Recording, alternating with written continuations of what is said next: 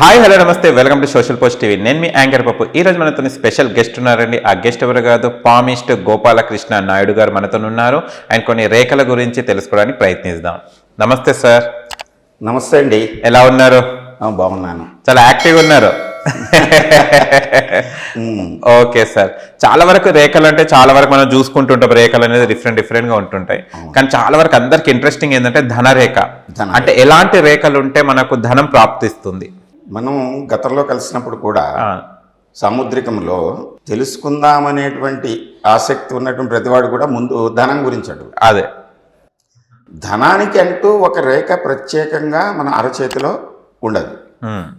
అయితే కొన్ని రేఖలు స్పష్టంగా తెగువలు లేకుండా, మధ్యలో లూప్స్ అంటే ఐలాండ్స్ లేకుండా ప్రధానమైనటువంటి అదృష్ట రేఖ. అంటే అదృష్ట రేఖని మనం గమనిస్తే మీరు అరచేయి చూసుకున్నప్పుడు ఈ దిగువ భాగంలో కంకణ రేఖలు ఉన్నాయి కదా. అవును. ఈ కంకణ రేఖ నుంచి నిటారుగా మధ్యవేలు వైపు వెళితే అది అదృష్ట రేఖ. దాన్నే ధనరేఖ అంటున్నారు, భాగ్యరేఖ అంటాం, యోగరేఖ అంటాం. సంపద, ధనము అంటే సంపద. మనము విజ్ఞానాన్ని కలిగి ఉండి సంపదని మనం అవి అవిచ్ఛిన్నంగా ఉండాలి. అవిచ్ఛిన్నం అంటే మధ్యలో బ్రేక్స్ లేకుండా. ఓకే, కంటిన్యూటీ ఉండాలి. ఇక్కడ కంకణ రేఖలు, ఈ కంకణ రేఖలు ఈ రిస్ట్ దగ్గర ఒకటి కానీ, రెండు కానీ, మూడు కానీ ఉంటాయి. ఇవి కూడా స్పష్టంగా ఉండాలి.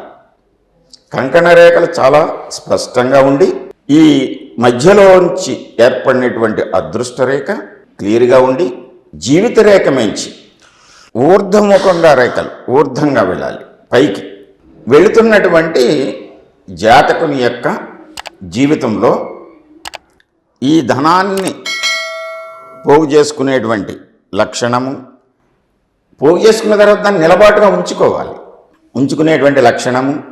అలాగే క్షేత్రములో, ఈ క్షేత్రములో మధ్యవేలికి దిగువనున్నటువంటి శని స్థానం అది ఉన్నతంగా ఉండి ఏ రకమైనటువంటి విపరీతమైనటువంటి గుర్తులు లేకుండా స్పష్టత కలిగి ఉంటే ఆ వ్యక్తి ధనాన్ని, సంపదని పొందుతూ ఉంటాడు. ఓకే. ప్రతి రేఖ కూడా మిగిలినటువంటివి జీవిత రేఖ, శిరోరేఖ, హృదయ రేఖ, వాటిల్లో కూడా క్లారిటీ ఉండాలి, స్పష్టత ఉండాలి. ఉంటూ ఈ అదృష్ట రేఖ ఈ చివరి వరకు కూడా దృఢంగా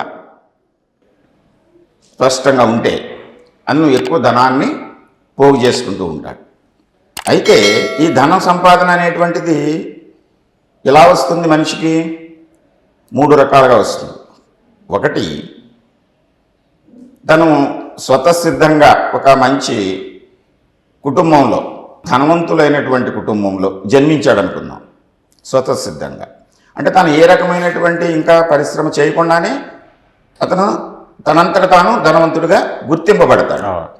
అటువంటి వాళ్ళకి మిగిలినటువంటి రేఖల కంటే కూడా ఈ కంకణ రేఖలు స్పష్టంగా ఉండి దిగువ నుంచి అదృష్ట రేఖ క్లియర్గా ఉంటే అతను స్వతసిద్ధంగా ధనవంతుడై ఆ కుటుంబంలో జన్మించి దాన్ని అనుభవిస్తూ ఉంటాడు.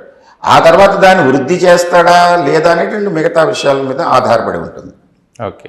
రెండవది, బాల్యంలో ఈ కంకణ రేఖలు, అదృష్ట రేఖ స్పష్టత లేకపోయినా క్రమానుగతంగా అభివృద్ధి చెందుతూ మిగిలిన రేఖలు ఏవైతే ఉన్నాయో జీవిత రేఖ, శిరోరేఖ, హృదయ రేఖలు క్లియర్గా ఉండి శిరోరేఖ చాలా బలంగా ఉండి అతను విజ్ఞానాన్ని పొంది దాన్ని ఉపయోగించుకుని సంపదని వృద్ధి చేసుకుంటాడు.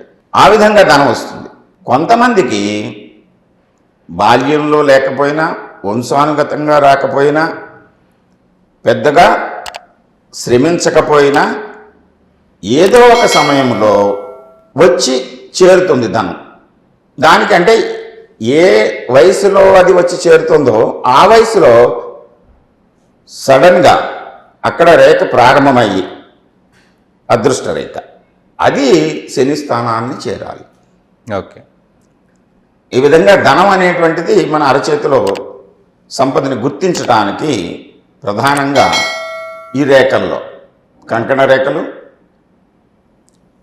అదృష్ట రేఖ, జీవిత శిరోరేఖ, హృదయ రేఖలను కూడా మనం పరిగణలోకి తీసుకోవచ్చు. తీసుకోవాలి. Okay sir.